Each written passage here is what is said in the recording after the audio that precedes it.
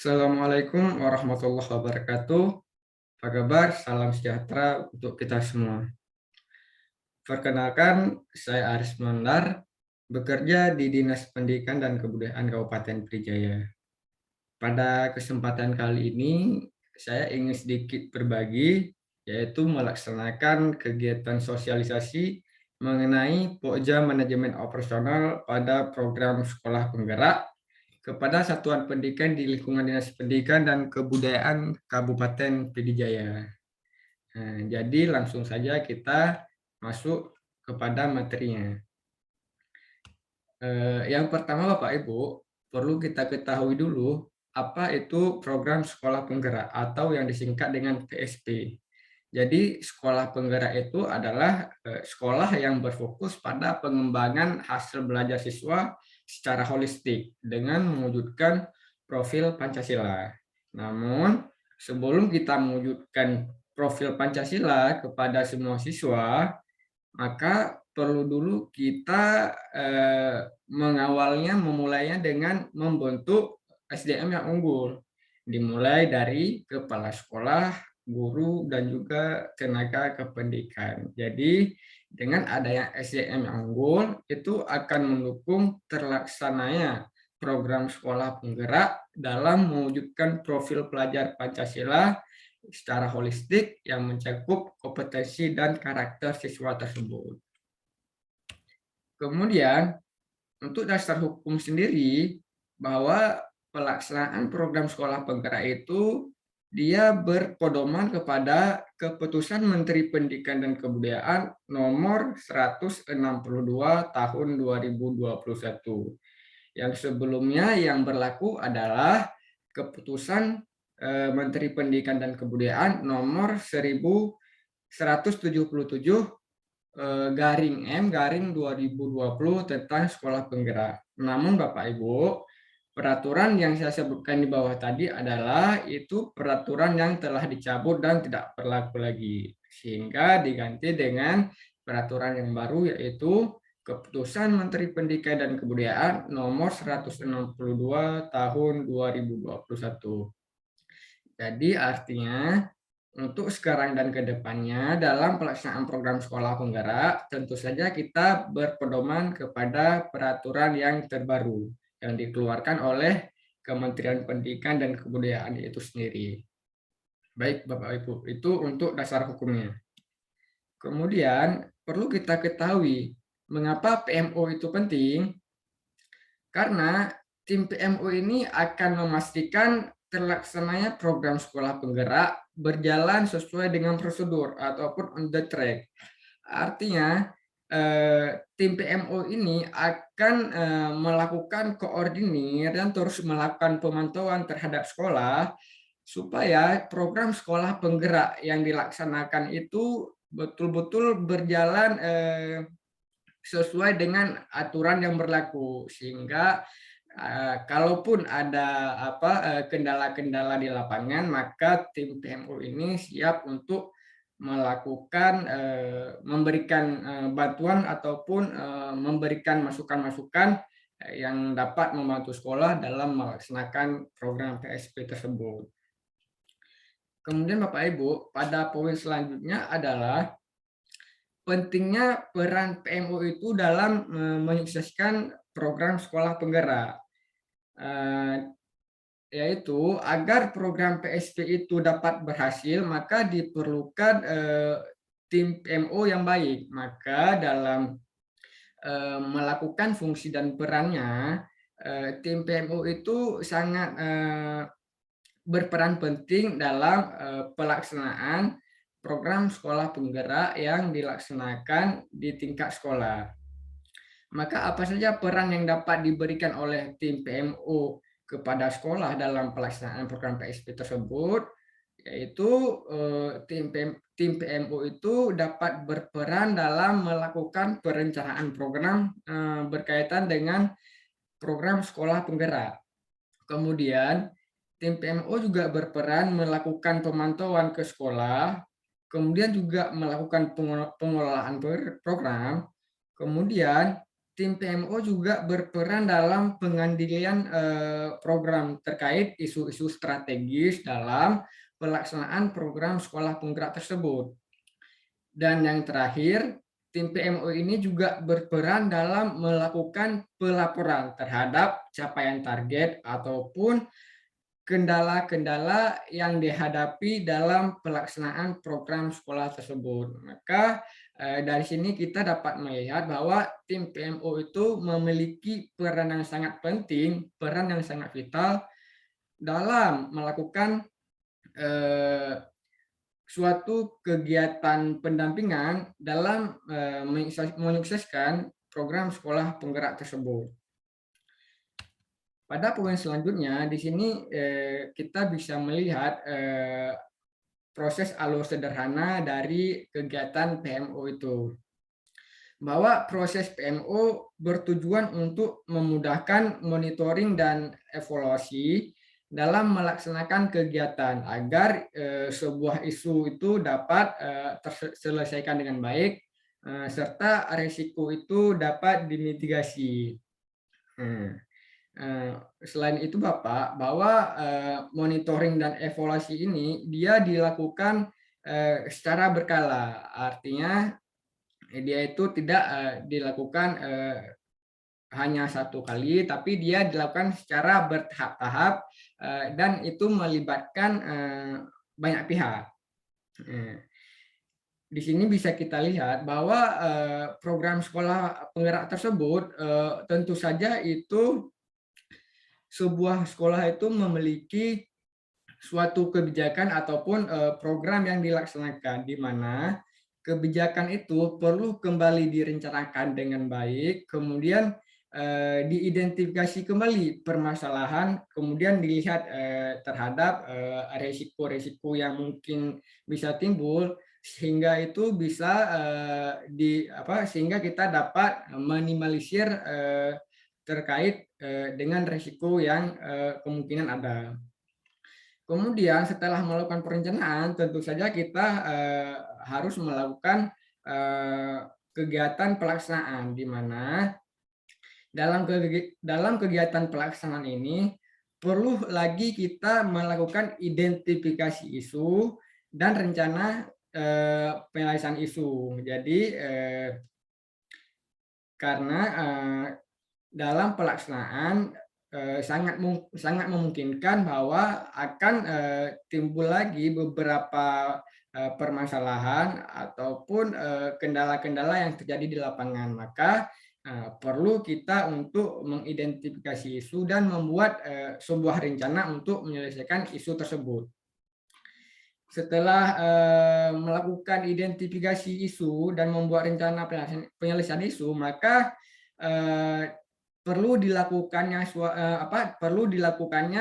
suatu pelaporan kegiatan, yaitu dengan melakukan pertemuan atau meeting PMO di level daerah, yaitu dengan melibatkan lembaga atau unit terkait. Baik Bapak Ibu, itu merupakan kaitannya dengan proses PMO itu sendiri.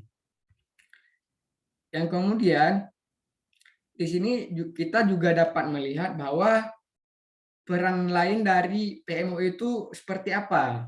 Bahwa PMO itu juga dapat berperan sebagai evaluator, artinya tim PMO itu dapat menilai suatu kebijakan ataupun program yang dilaksanakan di sekolah itu sudah baik ataupun belum. Kemudian tim PMO juga berperan untuk memberikan suatu rekomendasi terkait dengan kebijakan ataupun program yang dilaksanakan. Peran yang selanjutnya adalah tim PMO juga berperan untuk menyetujui ataupun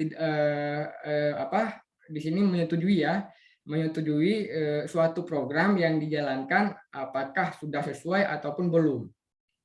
Kemudian peran yang selanjutnya bahwa tim PMO ini juga berperan untuk mempengaruhi. Artinya di sini mempengaruhi sekolah terkait suatu kebijakan ataupun program yang dilaksanakan. Dan yang terakhir adalah tim PMO ini juga berperan untuk melakukan suatu pembimbingan ataupun coaching terhadap sekolah dalam pelaksanaan program sekolah penggerak. Maka selain peran-peran yang telah disebutkan sebelumnya, maka tim PMO juga dapat melakukan 5 peran lainnya dalam mendukung dan menyukseskan program sekolah penggerak yang dilaksanakan di level sekolah. Baik Bapak Ibu, kemudian kita masuk ke poin selanjutnya. Lalu bagaimana struktur organisasi dan mekanisme PMO itu sendiri? Di sini kita akan berfokus pada PMO di level daerah, di mana PMO itu bertujuan untuk mengetahui terkait kemajuan serta pencapaian target serta kendala-kendala yang dihadapi oleh sekolah. Di sini dapat kita lihat bahwa unit PMO di level daerah itu ada 2. Dia ada PMO pemerintah kabupaten kota, serta ada PMO pemerintah provinsi, di mana PMO di level kabupaten kota itu dia terdiri dari pengawas dan penanggung jawab dari Dinas Pendidikan, yang di dalamnya itu melibatkan kepala dinas, kemudian melibatkan juga bidang dinas, bidang ketenagaan ataupun GTK, serta bidang PAUD.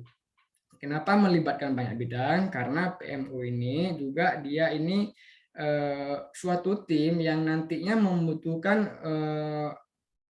suatu kerjasama yang cukup baik dalam menyukseskan program sekolah penggerak tersebut, sehingga perlu dilibatkan banyak bidang supaya kegiatan kerjasama itu betul-betul dapat berjalan dengan maksimal.